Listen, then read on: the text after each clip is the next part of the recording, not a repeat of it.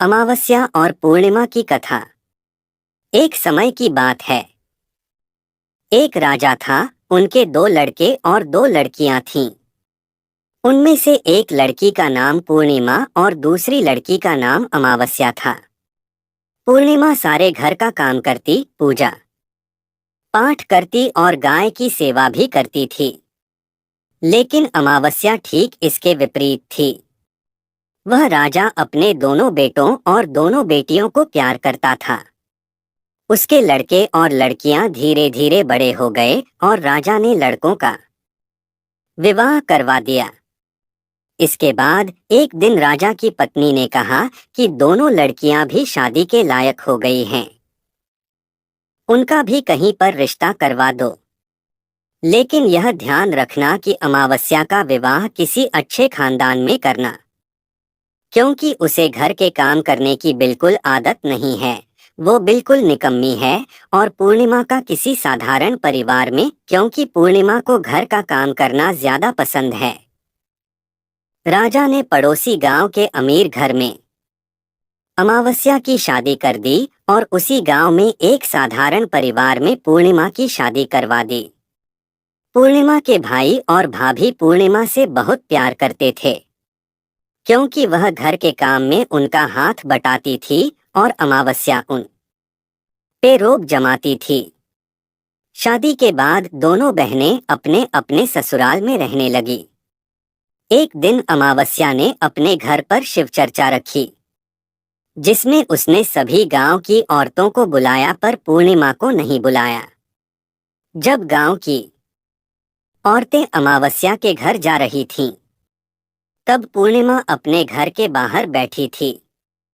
औरतों ने उससे पूछा, तुम नहीं चलोगी क्या? पूर्णिमा ने कहा, मुझे तो बुलाया ही नहीं, मैं कैसे चल सकती हूँ। औरतों ने कहा, बुलाया नहीं तो क्या हुआ, वहां तो भगवान की शिव चर्चा है, तुम चलो हमारे साथ।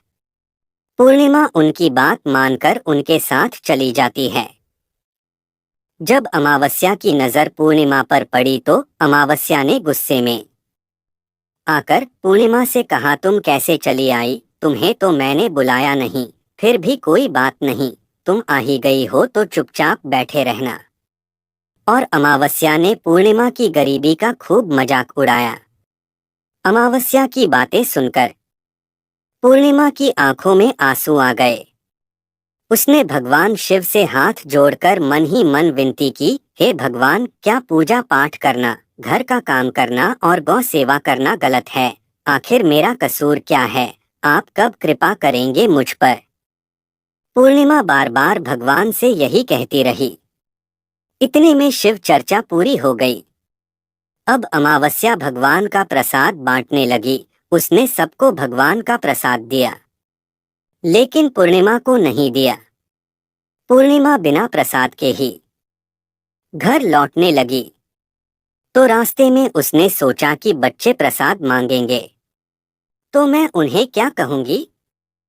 उसने सोचा कि मैं मायके अपने भाई के यहाँ से कुछ ले आऊंगी। ये सोचते हुई वह अपने घर आ गई और उसने अपने पति से कहा कि मैं अपने मायके जा रही हूँ। पति ने कहा, ठीक है। पूर्णिमा मायके के लिए रवाना हो गई। रास्ते में एक चबूतरे पर तुलसी का पौधा लगा हुआ था और उस चबूतरे पर एक बूढ़ी औरत बैठी हुई थी। वह कोई और नहीं, साक्षात तुलसी माँ थी। उस बूढ़ी औरत ने पूर्णिमा से कहा, बेटी तुम कौन हो, कहाँ जा रही हो? यह तुलसी का पौधा सूख रहा है, इसमें थोड़ा पानी डाल दो और इस चबूतरे को साफ कर दो, इससे मुझे थोड़ी ठंडक मिलेगी। तब पूर्णिमा ने तुलसी में पानी डाला, चबूतरे की साफ सफाई की और उस औरत के पैर भी दबाए। फिर उसने कहा, कुछ और काम है माँ जी? औरत ने कहा, कुछ नहीं, अब तुम जाओ और वापस आते समय मुझसे मिलकर जाना। तब पूर्णिमा वहां से रवाना हुई। रास्ते में एक शिव मंदिर आया। वहां पर एक बूढ़े बाबा मिले। वह कोई और नहीं, साक्षात भगवान शिव थे।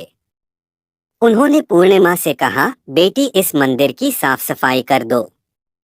पूर्णिमा ने उस मंदिर की साफ सफाई कर दी और पूजा पाठ करके कहा, और क्या काम है बाबा? बूढ़े बाबा ने कहा, और कुछ काम नहीं है बेटी, अब तुम जाओ और वापस आते समय मुझसे मिलकर जाना।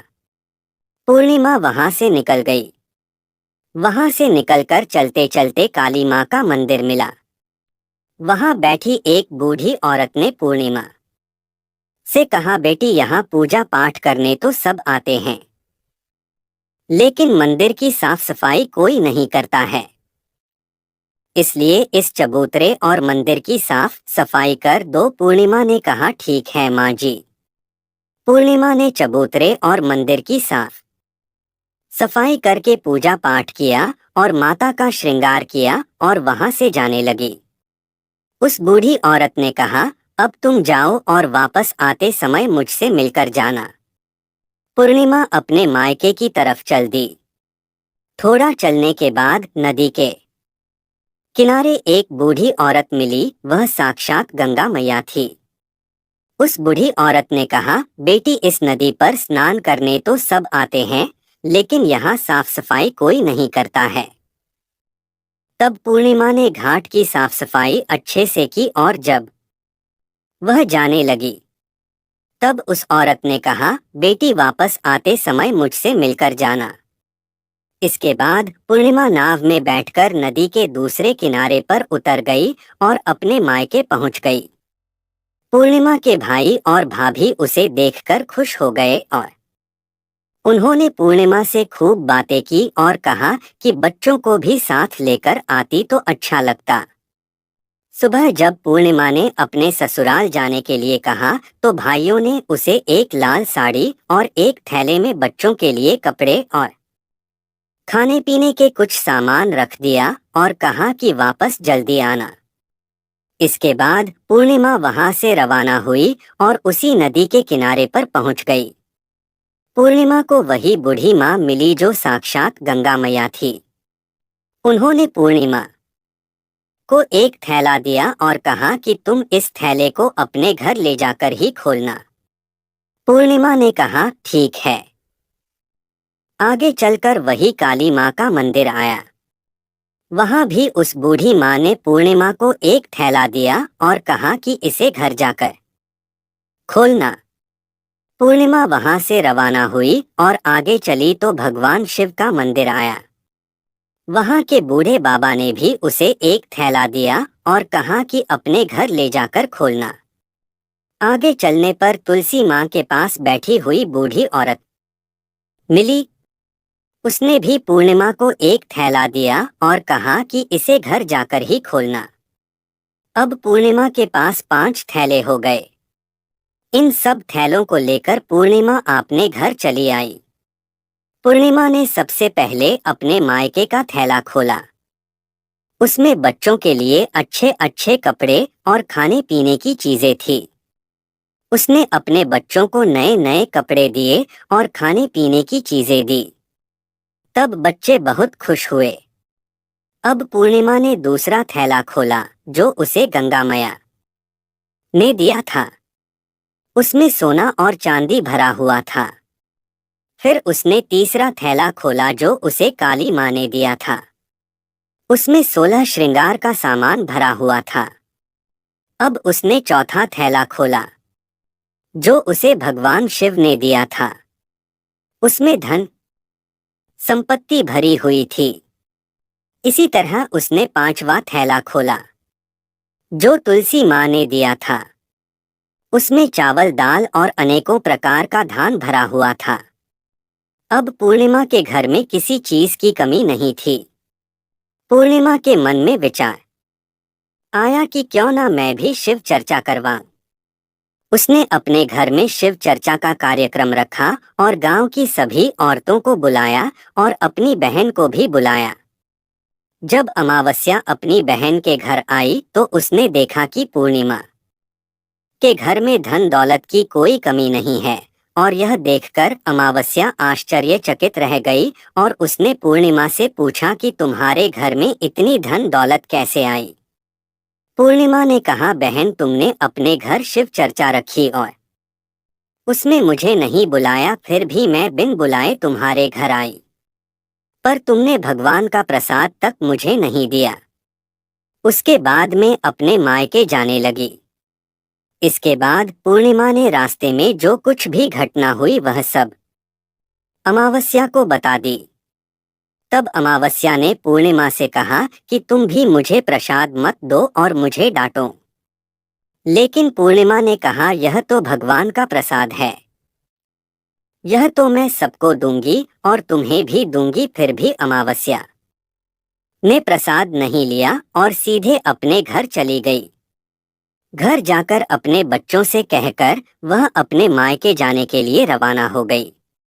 चलते चलते रास्ते में वही तो तुलसी माँ मिली, जो चबूतरे पर बूढ़ी माँ का रूप धारण करके बैठी हुई थी। उसने अमावस्या को चबूतरे की सफाई करने को कहा।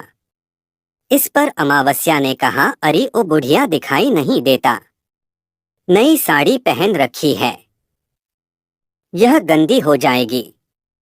आगे जाकर भगवान शिव, काली माँ और गंगा मैया मिले। उनको भी उसने ऐसा ही कह दिया और इसके बाद वह आगे चली गई।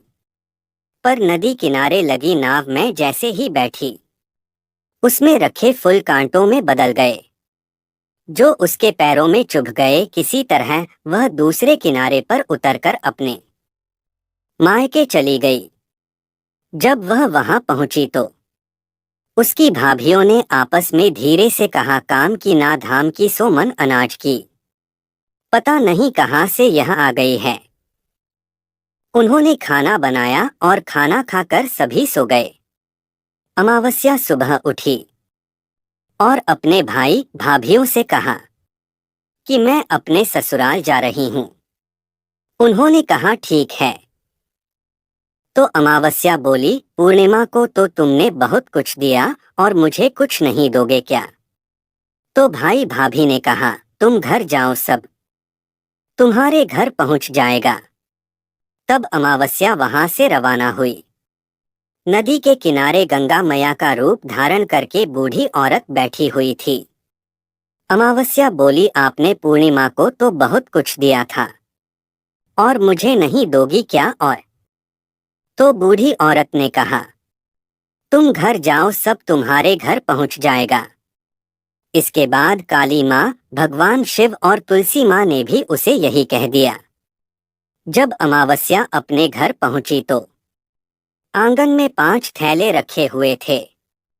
उसने अपने मन में सोचा कि आज तो मैं निहाल हो गई। उसने जल्दी जल्दी से सभी थैलों को खोला, तो किसी में मिट्टी, तो किसी में पत्थर, तो किसी में कंकर कोयला था। यह सब देखकर उसने अपना सिर पकड़ लिया और कहने लगी है, भगवान, मुझे मायके से भी कुछ नहीं मिला और इन थैलों में भी कुछ नहीं मिला। वह पैर पटकती हुई अपनी बहन पूर्णिमा के घर जाती है और पूर्णिया से कहती है कि तुझे तो इतना सब कुछ मिला और मुझे कुछ नहीं मिला। तब पूर्णिमा ने कहा कि मैं जब अपने मायके जाती हूँ तो अपनी भाभियों के साथ मिलकर काम करती हूँ और तुमने कभी उनकी इज्जत नहीं की, इसलिए तुम्हें वह क्या देगी। इसके बाद तुमने गंगा माँ, काली माँ, भगवान शिव और तुलसी माँ को भी ठुकरा दिया, इसलिए उन्होंने तुम्हें कुछ नहीं दिया। अमावस्या बोली, बहन मुझे माफ कर दो, मैंने हमेशा तुम पर अत्याचार किया, इसलिए मुझे कुछ नहीं मिला। कोई बात नहीं, मैं भगवान की भक्ति करके सब प्राप्त कर लूंगी, मुझे भी इसका रहस्य बताओ। फिर पूर्णिमा ने कहा, तुम 3 सूत्र का ज्ञान ले लो। पहले सूत्र में दया मांगना और दूसरे सूत्र में चर्चा करना और तीसरे सूत्र में 108 बार ओम नमः शिवाय का जाप करना। भगवान ने जो यह 3 सूत्र दिए हैं, इनको अपने हृदय में बसा लेना। मेरे पास कुछ भी नहीं था, पर मैंने सच्चे मन से भगवान की पूजा की, इसलिए भगवान ने मुझे सब कुछ दिया और तुम्हारे पास जो कुछ भी था वह भी खत्म हो गया। इसके बाद अमावस्या अपने घर गई और भगवान का पूजा पाठ करने लगी। उसने भगवान शिव से माफी मांगी और गो सेवा करने लगी और दूसरों की मदद भी करने लगी। तो दोस्तों, आपको यह कहानी कैसी लगी? अगर अच्छी लगी हो तो लाइक और सब्सक्राइब करें।